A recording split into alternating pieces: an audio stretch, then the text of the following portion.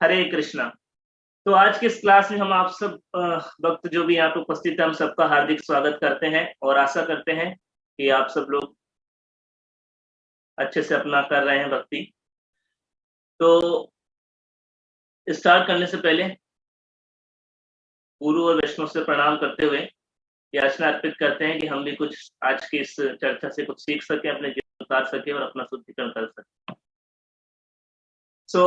हरे कृष्णा। तो हम लोग आप पढ़ रहे हैं, जैसे कि आपको पता है ये तृतीय स्कंद चल रहा है और किस प्रकार तृतीय स्कंद में आपने देखा कि विदुर जी और मैत्री मुनि का संवाद चल रहा था। तो जब विदुर जी ने सुना ये बात कि किस प्रकार दीति के गर्भ में दो असुर आ गए हैं, तो उन्होंने जानना चाहा कि मतलब ऐसा क्यों, इसके पीछे क्या रीजन है। तो फिर शुरू से बताया कि इन्होंने मैत्री मुनि ने, और मैत्री मुनि ने कहा कि यही प्रश्न तो उधर पूछा गया था। तो मैत्री मुनि बताते हैं कि किस प्रकार सबसे स्टार्टिंग से बताना स्टार्ट करते हैं कि किस प्रकार मतलब जब ब्रह्मा जी के ब्रह्मा जब इस प्रकार का हाहाकार मच गया था, अंधकार हो गया था, तो किस प्रकार जो है वो जितने भी सारे देवी देवता थे सब लोग ब्रह्मा जी के पास गए थे। लास्ट क्लास में हमने डिस्कस भी किया था, आई होप आपको याद होगा। तो हमने बताया था किस प्रकार सब लोग ब्रह्मा जी के पास गए थे, है ना। और फिर ब्रह्मा जी ने उन सबको सांत्वना दी और फिर बताना स्टार्ट किया कि कैसे ऐसा कैसे हो गया, अभी ये क्यों अंधकार छा रहा है अंधकार को छा रहा है और इसके पीछे क्या रीजन है। तो उसको बताने के लिए उनको तो अच्छा मौका मिल गया भगवान का गुणगान करने का।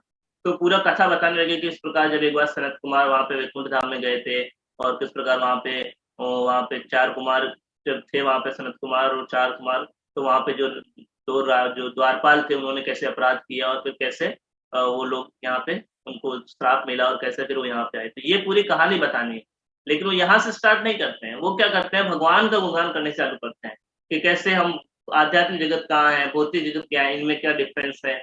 इस प्रकार हम पिछले 2-3 श्लोक में पढ़े। पिछली क्लास में हमने बताया था कि किस प्रकार आध्यात्मिक जगत में जाने के लिए क्या क्वालिफिकेशन क्या है, हमको क्या गुण होना चाहिए। तो हमने आपको बताया था कि भौतिक जो मेटल कंटामिनेशन है, भौतिक जो अशुद्धियां, उससे हमसे ऊपर उठना पड़ेगा, है ना। उसके बारे में हमने बात किया था। उसके 2-3 श्लोक करके ही आगे अभी आज 17 नंबर का श्लोक है। तो आज के इस स्पेसिफिक श्लोक में क्या बताया जा रहा है, क्योंकि ये वैकुंठ लोगों का वर्णन चल रहा है, तो इसके श्लोक में आज में बता रहा है कि किस प्रकार वैकुंठ धाम के अंदर जो है, जो वैकुंठ धाम में जो लोग रहते हैं वहां पे, जो वैकुंठवासी जो है, उन वैकुंठवासी के बारे में बात कर रहे हैं कि किस प्रकार वैकुंठवासी जो लोग होते हैं वो लोग अपने अपने अपनी पत्नियां जो होती हैं उन सबके साथ में वो क्या करते हैं। पहली बात तो है कि अपनी सब पत्नियों के साथ में उड़ते हैं विमानों के अंदर, अलग अलग विमानों में। और फिर दूसरी बात यह है कि जब विमानों में उड़ते हैं तो साथ में उड़कर के इंद्रिय तृप्ति नहीं करते हैं, साथ के अंदर रहते हुए भी क्या करते हैं, भगवान के गुणों का गुणगान करते हैं, चरित्र का स्गान करते हैं वो। और यहाँ तक कि वहां का जो सुंदर ऐश्वर्य है वो भी उनको डिस्टर्ब नहीं करता है, उसको भी वो साइड कर देते हैं। तो ये आज का श्लोक है। तो अब इसमें से हम कुछ चीजें समझने और सीखने का प्रयास करेंगे और अपने जीवन में उतारने का प्रयास करेंगे। तो सबसे प्रथम चीज जो हम ये देखते हैं कि आज के जो साइंटिस्ट लोग जो बात करते हैं कि हमने एयरप्लेन निकाल लिया है, एक्चुअली उनको पता नहीं है कि ये पहले से ही विमान तो पहले से ही थे और ऐसे ऐसे विमान थे कि हम उनकी तुलना भी नहीं कर सकते आज के विमानों के सामने, है ना। आपने जैसे अभी ये कथा सुनी होगी कश्यप और अदिति की, है ना। उसके बारे में इस इन्हीं के बारे में आते हैं कि ये जो ऋषि रहते हैं वो इतने प्रसन्न हो जाते हैं उनकी सेवा से कि उनके लिए एक स्पेशल विमान भी लेके आते हैं। और वो एक ऐसा विमान रहता है जिसके अंदर पूरी सिटी बसी हुई रहती है, उसके अंदर स्विमिंग पूल रहता है, उसके अंदर महल रहते हैं, उनके अंदर सब कुछ रहता है जो पृथ्वी पे है उस पूरी विमान पे, और वो विमान पूरा उड़ता है। तो ये आपने सुना है ना। तो ये है हमारे ऋषि मुनि, इतना इनके पास पावर है कि एक विमान बना दिया जो उड़ रहा है और उसके अंदर सब कुछ है जो भी आपको चाहिए। और ऐसा नहीं है कि आपको कुछ समय बाद जब पेट्रोल खत्म हो जाएगा या उसका फ्यूल खत्म हो जाएगा तो वापस नीचे आना पड़ेगा या लैंडिंग करने के लिए देखना पड़ रहा है, हाँ अभी जगह फुल हो गई है। नहीं, उनको लैंडिंग करने की जरूरत ही नहीं है, वो ऊपर ही चल रहा है। तो ये ऐश्वर्य है भौतिक जगत के सामने, आध्यात्मिक जगत का ये बहुत ही हायर लेवल का ऐश्वर्य है। वहां के ऐश्वर्य की हम तुलना नहीं कर सकते हैं। तो जो लोग कहते हैं कि विमान की अभी खोज हुई, एक्चुअली ऐसा नहीं है। इवन जो रावण भी गया था और जब भगवान भी आए थे तो विमान से ही आए थे ना। तो ये विमान तो पहले से चल रहा है, तो ये कोई नया खोज नहीं है। तो बल्कि वो विमान तो और भी हायर लेवल के होते हैं। तो ये आध्यात्मिक जगत का ऐश्वर्य है और ये ऐश्वर्य को वास्तव में कभी भौतिक जगत के ऐश्वर्य से तुलना नहीं की जा सकती। जैसे आज के बारे में पढ़ ही रहा था, मैं सोच रहा था कितना अच्छा था। बता रहे हैं कि आज के बारे में क्या बता रहे हैं कि वहां पे जो हवा रहती है वो हवा अपने आप में ही, हवा की अलग अलग क्वालिटीज गुण बताए गए। बता रहे हैं हवा जो ऐसी हवा चलती है, मतलब मंद हवा चलती है।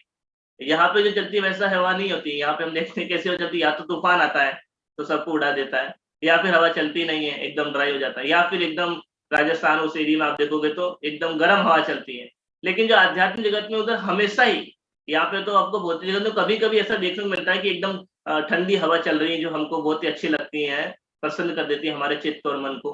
लेकिन वहां पे तो हमेशा ही ठंडी हवा चलती है, और हवा केवल जो है एकदम फास्ट नहीं चलती है, क्योंकि अगर फास्ट हवा चलेगी तो वो भी किसी को अच्छा नहीं लगता है। मंद हवा चलती है, तो ये भी बहुत स्पेशल चीज है इसके बारे में कि मंद मंद हवा चलती है, समीर जो चलती है।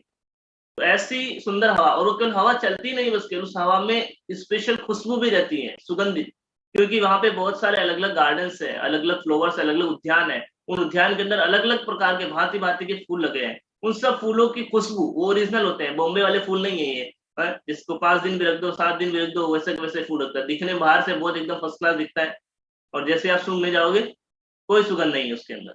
तो ये वैसे सूंघने थे, ओरिजिनल नेचुरल रहते हैं। और वो जब हवा बहती है तो ऐसे सुगंधित फूलों की जो खुशबू है उसको अपने साथ में लेकर बहती है।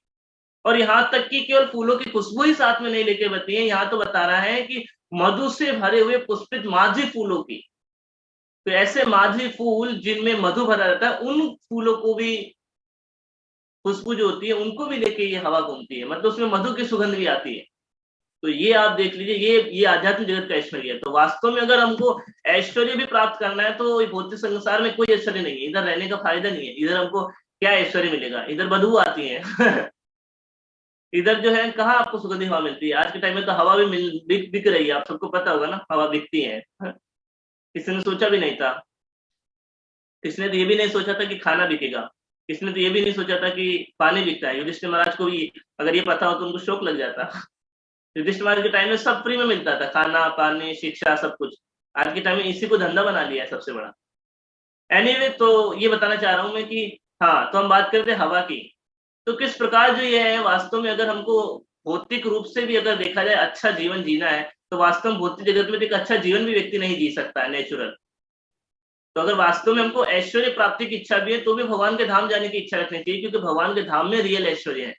वहां का ऐश्वर्य जो बता रहे हैं, वहां के जो फूल है, जैसे उसके पिछले वाले 2-3 ऊपर वाले श्लोकों में आपने देखा कि वहां पे जो वृक्ष है, वहां पे अलग अलग प्रकार के उद्यान है। उद्यान में जो वृक्ष है वो कल्प वृक्ष है, जो चाहिए आपको तब मिल जाता है। यहाँ पे जो बॉम्बे के जो फ्रूट आते हैं वो सदाबहार ही रहते हैं, कभी भी कोई सा फ्रूट ले सकते हो। इसका मतलब क्या है, इसका मतलब ये है कि स्टोर करके रखते हैं। ऐसा थोड़ा ना होता है कि हर समय ये फूल मिलता है। हाँ, वो तो केला आप कभी जाओ जब आपको केला मिल जाएगा। अभी आम का सीजन अभी आ रहा है, लेकिन आपको सर्दी में चाहिए तो भी आम मिल जाएगा। तो ये सब स्टोर करके रखते हैं, तो वो फूल फिर टेस्ट चला जाता है फ्रूट का। लेकिन वहां जो कल्प वृक्ष है उनमें हमेशा हर समय जो भी फ्रूट्स चाहिए वो मिल जाता है। तो that is a special thing. तो वास्तव में ऐश्वर्य जो है आध्यात्मिक जगत का बहुत ज्यादा है, हम उसको कंपेयर नहीं कर सकते किसी चीज से। तो आध्यात्मिक जगत का एयरप्लेन्स बहुत स्पेशल है, हमने आज के श्लोक में देखा। वहां की हवा बहुत स्पेशल है, और वहां की एक और चीज बहुत स्पेशल है, वो ज्यादा इंपॉर्टेंट है। वो क्या स्पेशल है, वहां के लोग, वहां के जो निवासी हैं, वैकुंठ निवासी, वो और भी ज्यादा स्पेशल है। क्यों स्पेशल है? स्पेशल इसलिए कि इतना सुंदर, इतना मनोहर, इतना आकर्षित माहौल होने के बावजूद भी वहां पे जो वैकुंठवासी हैं, जो व्यक्ति रहते हैं वहां पे, जो भगवान के पार्षदगण रहते हैं, जो लोग वहां पर रहते हैं, अपनी अपनी पत्नियों के साथ में रहते हैं, परिवार के साथ में रहते हैं, वो लोग इंद्र तृप्ति में आसक्त नहीं होते हैं। वो लोग बिल्कुल भी इंद्र तृप्ति में नहीं लगते हैं, उनका मन डाइवर्ट नहीं होता इंद्र तृप्ति में। इतना सब फैसिलिटीज होने के बाद भी वो भगवान के गुणगान करते हैं, और इन सब जो फैसिलिटीज हैं इनको सोचते हैं कि बाधा आ रही है, उसको बस ऐसे ही छोड़ देते हैं। जैसे बता रहे थे आज के श्लोक में कि जब विमान के अंदर पति और पत्नी वहां के वैकुंठवासी सब लोग जा रहे हैं, तो जब सुंदर हवा इतनी मधुर, सुमीर, सुगंधित और फूलों और मधु से भरी हुई जब ये हवा सुंदर बह रही है, उसको भी वो सोचते हैं कि ये व्यवधान हो रहा है हमारी भगवान की सेवा के अंदर। तो ये हायर क्लास की ड्यूटी है वहां की। तो ये सबसे स्पेशल चीज है आध्यात्मिक जगत की, कि वहां के जो भक्तगण हैं, वो प्रभुपाद जी आज के तात्पर्य में बता रहे हैं कि वो इंद्र तृप्ति से आसक्त नहीं होते हैं, वो तो भगवान की सेवा करते हैं। तो ये बहुत स्पेशल चीज, ये भी ऐश्वर्य है वहां। केवल ये बाहरी ऐश्वर्य नहीं है, वहां का असली ऐश्वर्य तो ये है। कहते हैं ना कि अगर मंदिर की शोभा किससे होती है, मंदिर की शोभा भगवान के भक्तों से होती है। मंदिर की शोभा ये नहीं होती है कि मंदिर बहुत बड़ा है तो शोभा, वो अच्छी बात है, बहुत बड़ा मंदिर है, बहुत सारे विग्रह हैं, बहुत सारा अच्छा अच्छा सब कुछ है, वो सब ठीक है। लेकिन अगर मंदिर के अंदर भक्त नहीं है और भक्तों के अंदर अगर गुण नहीं है तो मंदिर का कोई मतलब नहीं। तो मंदिर वास्तव में शोभायमान नहीं है दिखते हुए भी। तो वास्तव में अगर कोई घर की शोभा है, अगर कोई मंदिर की शोभा है, तो वो वहां पे रहने वाले लोगों से प्रतीत होती है। इसलिए भौतिक जगत को इसलिए वास्तव में दुखा ले क्योंकि लोगों का जो करेक्टर है बहुत ही डाउन करेक्टर है। All are selfish, that is a special thing. So that is very very special. So we can learn this one special thing from there. ये हम चीज वहां से सीख सकते हैं स्पेशल, कि जो वैकुंठवासी जो है उनका क्या करेक्टर है, दैट इज स्पेशल। तो हम क्या देखते हैं कि जब हम बाहर रहते हैं भौतिक जगत के अंदर, तो एक ही प्रयोजन रहता है, वन एंड ओनली वन प्रयोजन, एक ही गोल रहता है हमारे जीवन का, क्या रहता है, अपने आप को संतुष्ट करना। लेकिन जब हम इनिशियली भक्ति में आ जाते हैं, जैसे हम सब लोग अभी भक्ति में आ गए हैं, तो अब भक्ति में आने के बाद हमारे पास दो चीजें हो जाती हैं। एक तो होता है कि हमको अपना ड्यूटीज करनी है ना। एक होता है कि या तो कृष्ण की प्रसन्नता के लिए आप कार्य करो, एक होता है आप अपनी प्रसन्नता के लिए कार्य करो, है ना। बाहर तो कृष्ण की तो प्रसन्नता थी नहीं, बाहर तो लोग कृष्ण को जानते हैं, जब भक्ति के पहले हम तो कुछ जानते नहीं थे, तो हमको बस यही था कि हमको अपनी प्रसन्नता के लिए करना है ना। बट यहाँ पे एक तो कृष्ण की सेवा और यहाँ पे दूसरी हो गया अपनी सेवा। तो दो चीजें होती हैं यहाँ पे। अभी प्रेजेंट कंडीशन क्या है हमारी, अभी प्रेजेंट कंडीशन हमारी ये है कि हम क्या करते हैं कि अभी हम भक्ति आने के बाद भी अभी हमारी ये सिचुएशन हो रही है कि अभी हम लोग अपनी इंद्र तृप्ति को पहले प्रायोरिटी देते हैं। जैसे आज के तात्पर्य प्रभुपाद जी बता रहे हैं, वास्तव में होना क्या चाहिए कि कृष्ण की सेवा को पहले प्रायोरिटी देना चाहिए, बाद में अपनी इंद्र तृप्ति करनी चाहिए। एक्चुअली प्रभुपाद जी बोल रहे हैं इंद्र तृप्ति होनी नहीं चाहिए।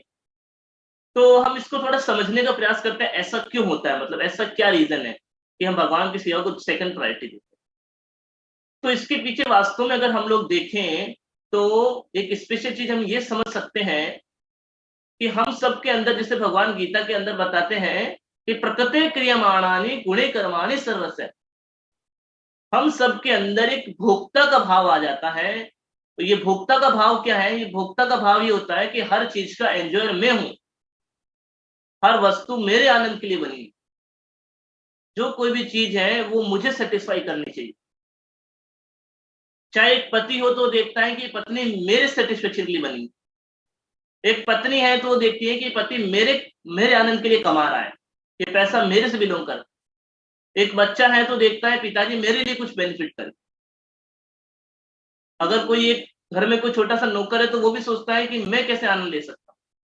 तो हर जगह ये भोक्ता की टेंडेंसी बहुत बढ़ रही है। और ये जो भोक्ता मतलब क्या होता है कि हम ये समझते हैं कि हर वस्तु मेरे आनंद के लिए है, एसी लगाया है तो हमारे आनंद के लिए। तो जब तक हम हर चीज का सेंटर अपने लिए देखेंगे तब तक हमारे लिए बहुत डिफिकल्ट हो जाएगा। आप कहोगे प्रभु जी इसमें क्या प्रॉब्लम है, ठीक है ना, हमारे आनंद के लिए है ना। इसमें क्या होता है कि जब हम अपने आप को भोक्ता मानने लगते हैं तो सोचते हैं मैं करता हूं, तो अहंकार डेवलप हो जाता है। जैसे ही हम अपने आप को भोक्ता मानने लगेंगे वैसे ही हमारे में अहंकार आ जाएगा। क्या अहंकार आ जाएगा, मैं करने वाला। पति में क्या अहंकार आ जाएगा, पति में अहंकार आ जाएगा देखो ये जो पत्नी है ये मेरे आनंद के लिए है, तो इसको मैं देखभाल कर रहा हूँ, इसका मेंटेनेंस मैं कर रहा हूँ, मैं घर में पैसा लेके आता हूँ, मेरी वजह से घर चल रहा है। अगर मैं कल को घर में पैसा नहीं लाऊं तो ये सब लोग मर जाएंगे, ये भी भ्रम है। लेकिन ऐसा भ्रम आ जाता है, यही यही है अहंकार। पत्नी सोचती है कि देखो मैं घर को कितने अच्छे से चला रही हूँ, मैं पूरे घर का सामान सब कुछ अच्छे से रखती हूँ, मैं सारा कर लेती हूँ मैनेजमेंट। तो ये उनका भ्रम है। बच्चा सोचता है, उसका अलग से भ्रम हो जाता है, वो सोचता है कि देखो मैं पढ़ लिख करके मैं आगे बढ़ रहा हूँ तो मैं कुछ करूंगा। तो जब तक ये मैं वाली भावना रहेगी जब तक, तो उसको बोलते हैं अहंकार कि मैं अपने दम पे कुछ करना चाहता हूँ। तो क्या प्रॉब्लम है प्रभु जी, ये भी ठीक है ना, क्या दिक्कत है, अहंकार क्या है तो हम कर देंगे। नहीं, लेकिन क्या होता है जब तक हमारे में ये मैं का भावना रहेगा तब तक ये दिक्कत रहेगा हमारे साथ में कि फिर हमको गुरु और कृष्ण की आवश्यकता नहीं पड़ेगी। क्योंकि भाई अगर मैं कर लूंगा तो फिर दूसरे की जरूरत कहाँ है फिर मुझे। तो जब तक हम ये ना समझेंगे कि वास्तव में कर्ता धर्ता कृष्ण है, इसलिए कृष्ण गीता में पहले ही बोल देते हैं। कृष्ण गीता में कहते हैं प्रकृते क्रियमाणानि गुणे कर्माणि सर्वशः, कि वास्तव में तो हम अलग अलग गुणों के अंदर में होकर के कार्य करते हैं, वास्तव में हम करने वाले नहीं है, ये गुण जो है वो हमसे करवा रहे हैं। तो वास्तव में अगर कुछ हमको प्राप्त भी हो रहा है तो हमारे कर्मों की वजह से हमको प्राप्त हो। तो अगर कोई ये सोचे कि मैंने किया है तो ये मूर्खता होगी। जैसे अगर युवराज सिंह अगर ये सोचे कि मैंने 6 बॉल में 6 सिक्स लगा दिए हैं, तो उनको बोलो फिर अगर आप 6 लगा रहे हो तो 7वीं बॉल में भी 6 लगाओ, अगले ओवर में भी 6 लगाओ। सचिन तेंदुलकर को बोलो अगले मैच में भी सेंचुरी मारो। हाँ, IIT एग्जाम में जो बच्चे बैठते हैं उनको बोलो कि अगर आप इस बार टॉपर आए आपकी वजह से तो अगले फिर बार टॉपर आओ। तो एक्चुअली वास्तव में जो होता है ये हमारा, हमको अपना एंडेवर बस करना है, यह सोचते हुए कि हम बस माध्यम बन रहे हैं कृष्ण की सेवा में। लेकिन अगर हम यह सोचेंगे कि हम करने वाले हैं तो फिर बड़ा दिक्कत हो जाएगा, क्योंकि फिर हमको गुरु और कृष्ण की जरूरत नहीं पड़ेगी, उनकी हमको डिपेंडेंसी फील नहीं होगी। और जब तक हमारे में ये डिपेंडेंसी का भाव नहीं होगा कि मैं कृष्ण पे निर्भर हूं, मैं गुरु पे निर्भर हूं, तब तक फिर हम भक्ति में कैसे आगे बढ़ेंगे। फिर हम भक्ति में एडवाइस भी नहीं लेंगे, हमको जरूरत ही कहाँ है। तो ये बहुत इंपॉर्टेंट कर्ता भाव है कि हम अपने आप को भोक्ता मानते हैं, हर चीज मेरे आनंद के लिए। और अगर मेरे आनंद के लिए तो इससे अहंकार बढ़ता है। अहंकार बढ़ने से क्या होता है, अब हम अपना प्लान बनाना चालू करते हैं। अब हम सोचते हैं कि ये मेरा प्लान है, इस प्लान के हिसाब से मैं अपने जीवन में आनंद प्राप्त करूंगा। और फिर होता क्या है, जब तक हम अपने प्लान बनाएंगे तब तक क्या होगा, हमको दुख मिलेगा। ये तो हम देख भी सकते हैं ना। आप खुद बताइए, क्या आपने आज तक किसी बाहर किसी भी एक व्यक्ति को, ऐसे व्यक्ति को देखा है जो अपने प्लान को एग्जीक्यूट करने के बाद में खुश हो गया हो? यस, बताइए, कोई ऐसा आदमी देखा आपने कहीं पर? इस भौतिक संसार में अभी तक के पिछले एक्सपीरियंस में आपने कहीं पर ऐसा कोई भी व्यक्ति देखा जो अपने प्लान को एग्जीक्यूट करके सोचा मैं फ्लैट ले लूंगा या ये कार्य कर लूंगा, जो भी whatever plan is there, अपने प्लान से कभी कोई व्यक्ति आनंद में नहीं है जब तक कि वो प्लान कृष्ण के प्लान के अकॉर्डिंग ना हो। तो फिर क्या करें? अभी कोई पूछ सकता है क्या करें फिर, ये तो हमारे, हम तो कितने सालों से भौतिक संसार में है, हमारी तो यही प्रवृत्ति रही है, हम हमेशा यही सोचते हैं हमारे आनंद के लिए, तो अब क्या करें? तो अभी हमको ये करना है कि अभी हमको अपना जो इंद्र तृप्ति की जो भावना है इसको कृष्ण से अटैच कर देना, मतलब इसको डोवेटेल कर देना है। मतलब अभी हम तक ये सोचते थे कि ऐसे मेरे आनंद के लिए, अभी हमको सोचना है नहीं, ये कृष्ण के आनंद के लिए। मतलब क्या है, मतलब कृष्ण की प्रसन्नता के लिए ऐसे।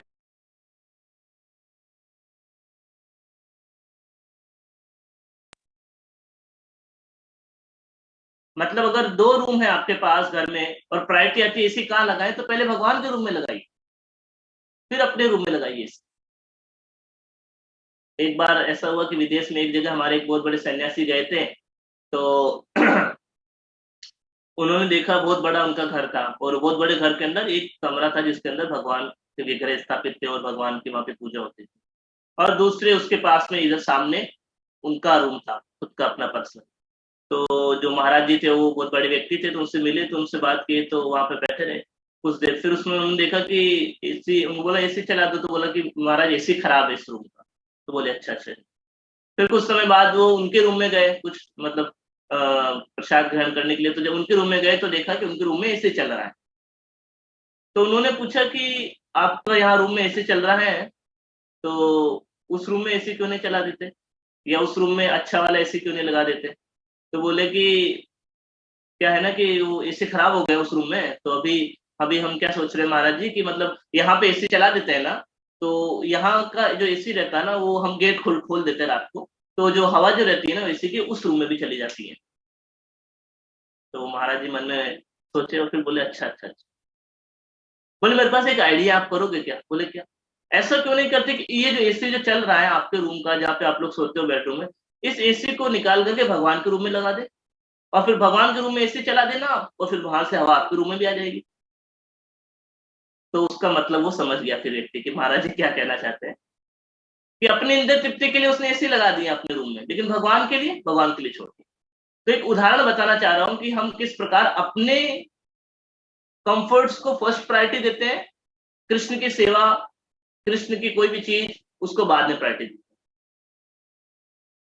दिस इज वेरी वेरी, इसलिए हमको इसको थोड़ा डोवेटेल करना है। अभी तक हमारी जो इच्छा थी ये इच्छा थी हमारी कि हम भोग पाए, लेकिन अभी हमको सोचना है नहीं कृष्ण के आनंद के लिए। हर वस्तु को कृष्ण के आनंद के लिए जोड़ो, फिर आप कुछ भी लाओ, कोई दिक्कत नहीं है। एक बहुत बड़ा घर ले रहे हैं, हाँ कृष्ण के आनंद के लिए।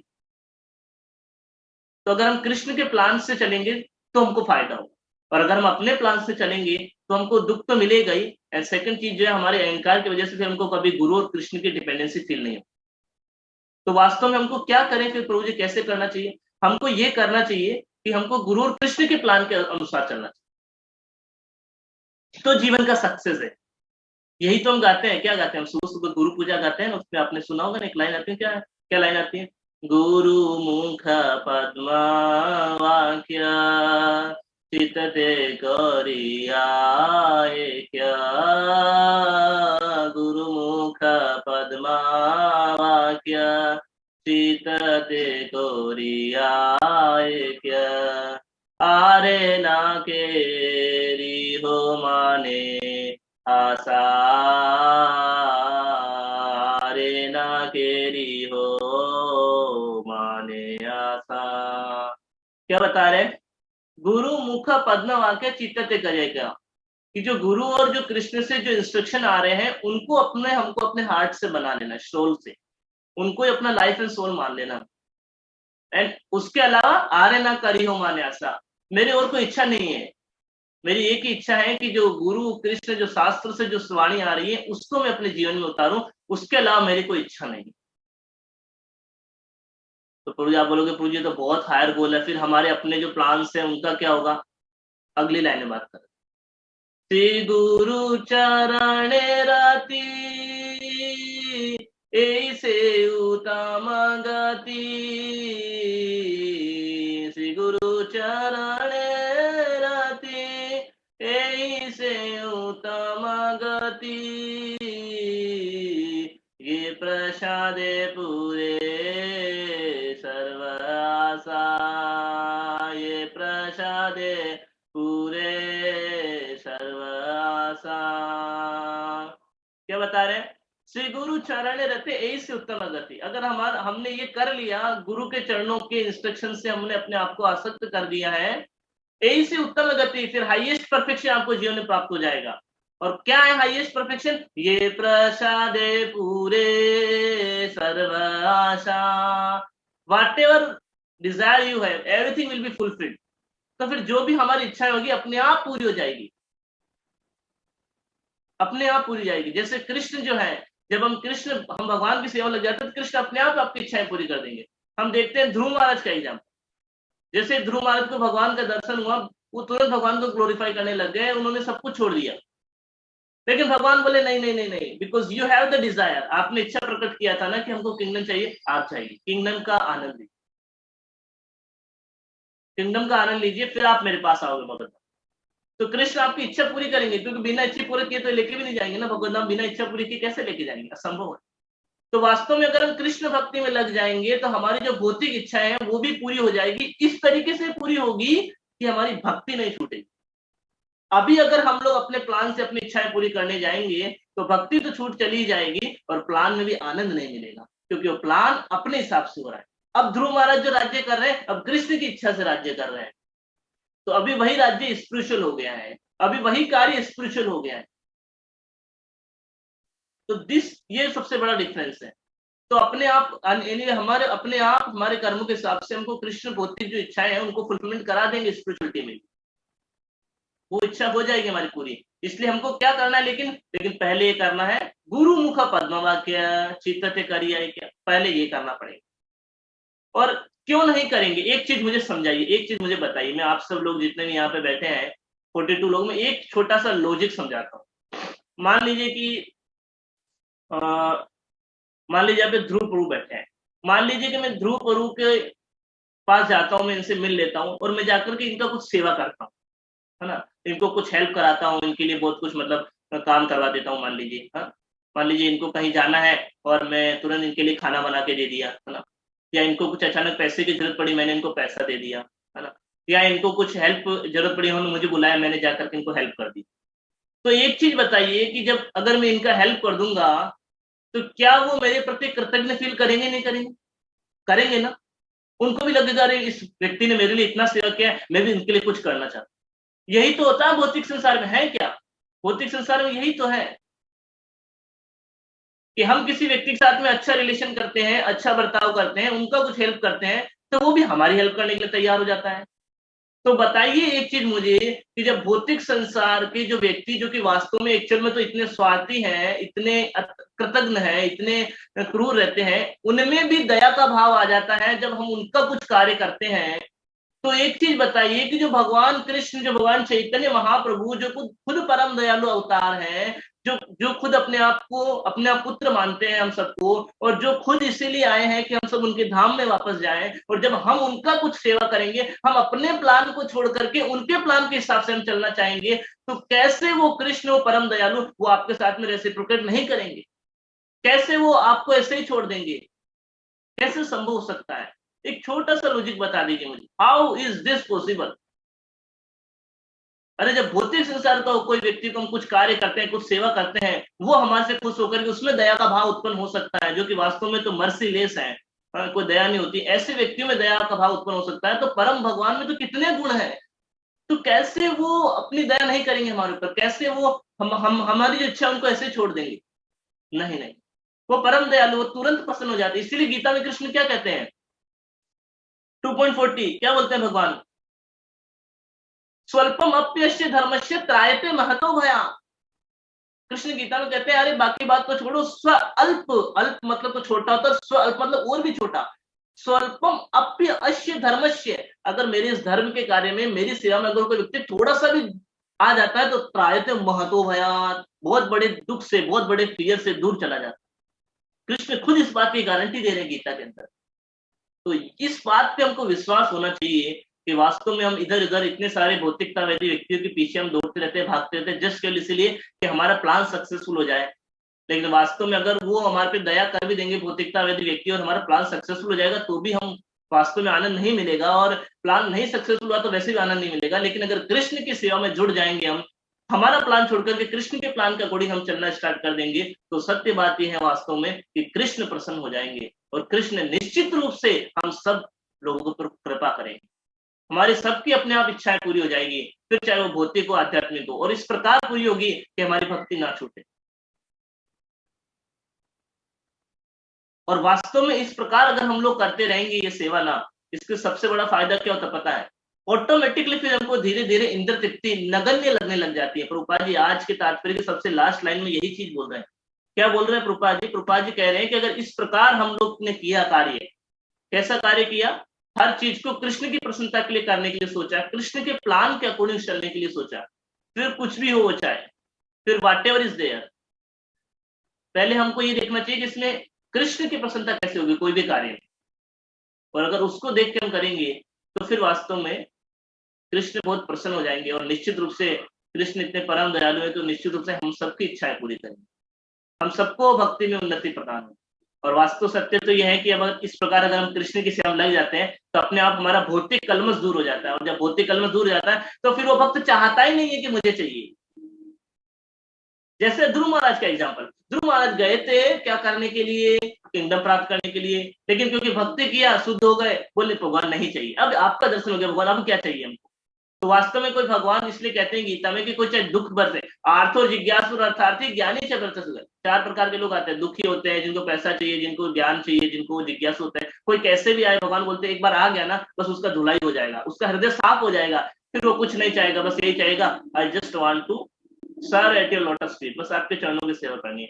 तो इसीलिए तो यही तरीका है हमको, तो चाहे कोई कैसे भी तरीके से जुड़े, 100% उसको बेनिफिट मिलने वाला है। कृष्ण भक्ति में इतना पावर है, दैट इज द थिंग। तो ये मैं सोचा था बताने के लिए। और लेकिन वही अगर हम क्या करेंगे, उसी ऑब्जेक्ट को हम अपने आनंद के लिए लगाएंगे, तो क्या होगा? वही ऑब्जेक्ट हमको दुख देगा। आपने तो कई बार देखा होगा ना, एसी का बटन होता है ना? आपने देखा होगा गाड़ी, आप सब लोग गाड़ी चलाते होंगे ना, तो 4 व्हीलर के अंदर आपने देखो एसी का एक बटन रहता है, उसमें क्या होता है, आपको मतलब इस तरफ करते हैं तो थोड़ा ठंडा हो जाता है, जो हवा आती है ठंडी हवा आने लगती है, और इस तरफ करते हैं तो वही हवा गर्म हवा आने लगती है। तो ये वैसा ही, ये समझ लो, ये भौतिक जगत की कोई भी वस्तु अगर आपके पास है, उसको अगर आप, इधर कृष्ण है, तो अगर आप कृष्ण की सेवा में लगाओगे तो ठंडी हवा आएगी, मतलब क्या है, आपको शीतलता प्रदान होगी, आपको शांति प्रदान होगी, आपको आनंद प्रदान होगा। और वही ऑब्जेक्ट को इधर आप खड़े हो और आपने अपने लिए आनंद के लिए लगाया, तो वही ऑब्जेक्ट तो वही ऑब्जेक्ट क्या करेगा, आपको जो वही जो एसी है, एसी का वही बटन इधर घुमाने पे आपको गर्मी देगा, वही आपको हीट कर देगा। हीट देने का मतलब क्या है, हीट देने का मतलब हमारा टेम्परेचर गर्म हो जाएगा। मतलब क्या है, मतलब दुख बढ़ जाते हैं वास्तव में व्यक्ति, वास्तव में कर्मों का बोझ बढ़ जाता है। तो अपने आनंद के लिए किया ना, तो अभी और कर्म आ जाएंगे उसके बहुत सारे। तो ये चीजें, इसीलिए ये बहुत इंपॉर्टेंट है हम सबके लिए। तो इसलिए मैं सोच रहा था कि ये चीज आप लोग साथ में शेयर करूँ, ये बहुत इंपॉर्टेंट है। तो हमको वास्तव में कृष्ण पे फेथ होना चाहिए, कृष्ण में विश्वास होना चाहिए, कृष्ण हमारी सारी इच्छाएं पूरी कर देंगे, नो डाउट इन दिस। तो this is a very special thing. और भगवान प्रभुपाद जी तो खुद आज के तात्पर्य लास्ट में बोल दिए हैं कि लास्ट में तो ये स्थिति हो जाएगी जिस प्रकार वैकुंठवासी लोगों की, कि आपके सामने इंद्र तृप्ति लेके आएंगे, आपके सामने जो भी कुछ लेके आए। जैसे अभी भी तो आप देख रहे हो, थोड़ा थोड़ा तो हमारा एडवांसमेंट हो रहा है ना। अभी आपके सामने अगर नॉनवेज लेके आए तो कोई खाना चाहेगा? कोई नहीं खाना चाहेगा। कौन खाना चाहेगा? अभी अभी धीरे धीरे हमने प्रैक्टिस करके अपने आप को प्यूरिफाई किया है, तो उसी प्रकार और प्यूरिफाई करेंगे हम, तो वास्तव में निश्चित रूप से फिर आपके सामने इंद्र तृप्ति लेके आएंगे, तो आपको इंद्र तृप्ति की जरूरत नहीं पड़ेगी, क्योंकि कृष्ण की सेवा उनको आनंद मिलना का। तो now time is just over, तो I just want to stop here only. और मैं बस आपको 2 मिनट में समराइज कर देता हूँ कि आज हम लोगों ने क्या डिस्कस किया। तो आज हम लोगों ने जिस प्रकार हमने आपको पहले बैकग्राउंड बताया था कि कैसे आज का श्लोक आया, क्योंकि मैत्रेय मुनि विदुर मुनि का संवाद, विदुर जी का संवाद चल रहा था, और उन्होंने पूछा कि ये अंधकार कुछ आ गया, इतना सब कुछ क्या है। तो उन्होंने बताया स्टार्टिंग से कैसे कि मतलब जो 4 कुमार थे वो वहां पे गए, तो वहां जाने के पहले वैकुंठ लोगों का वर्णन करना स्टार्ट कर रहे हैं अभी श्लोकों में। तो श्लोकों में वर्णन करें तो आज के श्लोक में स्पेशली बताया 3 चीज के बारे में कि किस प्रकार विमान है वहां पे। तो ये भौतिक जगत में नहीं, आध्यात्मिक जगत में ऑलरेडी पहले से विमान है और सब चल रहा है, तो भौतिक जगत में नया खोज नहीं हुआ है। फिर दूसरा ने बताया कि वहाँ का माहौल इतना सुगंधित है, वहाँ की हवा इतनी सुगंधित है, हर समय 24 आवर्स वहाँ पे सुगंधित हवाएं बहती है, मंद हवा बहती है। और तीसरी चीज हमने आपको बताई वहाँ की स्पेशल, कि वहाँ के लोग बहुत स्पेशल है, कि वहाँ के लोग इतने खुद सुंदर है, उनकी पत्नियां बहुत सुंदर है, उनके पति बहुत सुंदर है, सब सुंदर है वहाँ पे, माहौल सुंदर है वहाँ पे। उसके बावजूद, इतना सब कुछ सुंदर होने के बावजूद भी उनमें आपस में इंद्र तृप्ति की इच्छा नहीं आती है। वो कृष्ण की प्रसन्नता के लिए यशगान करना चाहते हैं, और इन सब चीजों को बल्कि वो बाधा समझते हैं कि कहाँ हमारे जीवन में बाधा आ गई है। अभी तो हमको हमको अभी हमारी ये स्थिति, अगर हमको अभी बोल दिया जाए कि ठीक है आपको थोड़ा क्या कहते हैं ना, ये कार्य ना करके ये छोड़ दो, यहाँ पे आओगे इतना पैसा मिलेगा, तो हम तो चले जाते हैं।